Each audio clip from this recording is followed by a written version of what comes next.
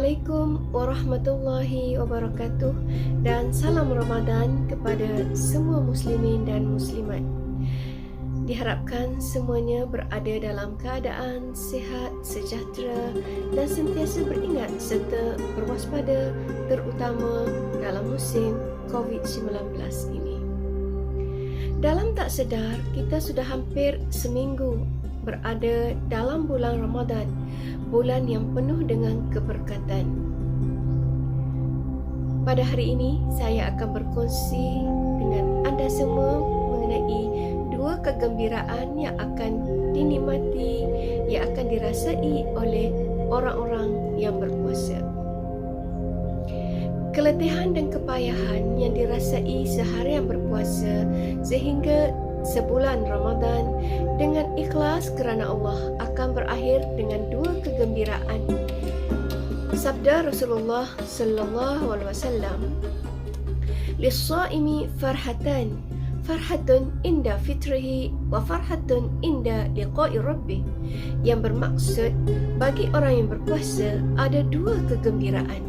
Pertama, ketika dia berbuka puasa, dan yang kedua ialah ketika dia bertemu dengan Allah di akhirat nanti. Hadis riwayat At-Tirmizi. Dua kegembiraan itu meliputi di dunia, iaitu di masa kita berbuka puasa, dan di akhirat ketika kita bertemu dengan Allah Azza wa Jalla. Kegembiraan yang pertama ialah ketika berbuka puasa.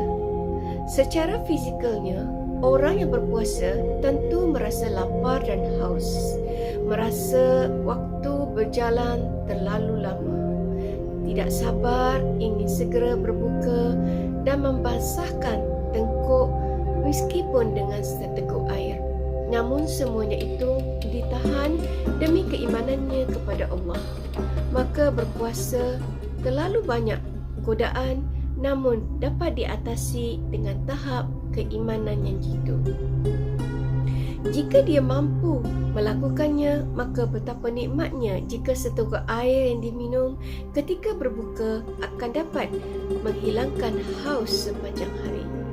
Inilah detik awal kegembiraan bagi orang yang berpuasa, bagaikan seorang musafir yang berada di padang pasir yang panas terik.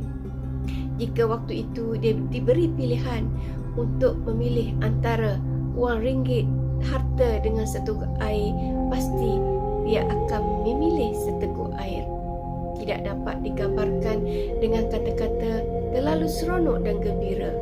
Apatah lagi jika kita dapat berbuka dengan seluruh ahli keluarga, meriah yang teramat sangat. Kegembiraan yang kedua ialah di saat kita bertemu dengan Allah Azza wa Jalla di akhirat nanti. Bagi orang yang berpuasa, inilah puncak kenikmatan yang paling tinggi yang akan dirasakan, dikenakan ganjaran dari pahala puasa yang tidak terbatas dan Allah sendiri yang akan membalasnya. Inilah nikmat tertinggi yang diperolehi oleh orang berpuasa dengan bersungguh-sungguh di akhirat nanti. Kerana kesungguhannya, ia akan mendapat maghfirah daripada Allah dan diampuni dosa-dosanya yang lampau. Dan yang paling penting, dia dapat bertemu dengan Allah Subhanahu wa Ta'ala. Orang yang bersih dari segala dosa dan kesalahan tentu merasakan kebahagiaan yang luar biasa. Allah siapkan tempat khusus bagi mereka, orang-orang yang berpuasa, dan mereka diperkenankan untuk bertemu dengan Tuhan mereka. Rasanya tiada lagi kebahagiaan yang bisa terungkapkan ketika seseorang bertemu dengan kekasih yang sangat dirindukannya.